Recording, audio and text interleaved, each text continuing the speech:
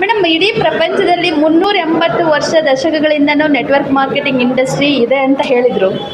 But ಎಷ್ಟೋ ದೇಶಗಳು ಅಭಿವೃದ್ಧಿ ಆಗಿದ್ದಾವೆ ಅದರಿಂದ ಅಂತಲೂ ಹೇಳಿದರು. ಇಲ್ಲಿವರೆಗೂ ಎಷ್ಟು ದಶಕಗಳು, 30 ದಶಕಗಳು ಕಳೆದರೂ ಕೂಡ ಯಾರೂ ವಾಯ್ಸನ್ನು ರೈಸ್ ಮಾಡಿರಲಿಲ್ಲ. ಇದು ಬಿಗ್ ಪಾಯಿಂಟ್. ಶರತ್ ಸರು ಇವತ್ತು ನಮ್ಮೆಲ್ಲರಿಗೂ ಕೂಡ ಕೋಟ್ಯಾಂತರ ಏನು ನೆಟ್ವರ್ಕರ್ಸ್ ಇದ್ದಾರೆ ಅವರೆಲ್ಲರಿಗೂ ಒಂದು ಶಕ್ತಿಯನ್ನು ಕೊಟ್ಟಿದ್ದಾರೆ. ನಿಜವಾಗ್ಲೂ ಎಂಪವರ್ಮೆಂಟ್ ಆಫ್ ನೆಟ್ವರ್ಕ್ ಅಂತಲೇ ಹೇಳ್ತೀನಿ.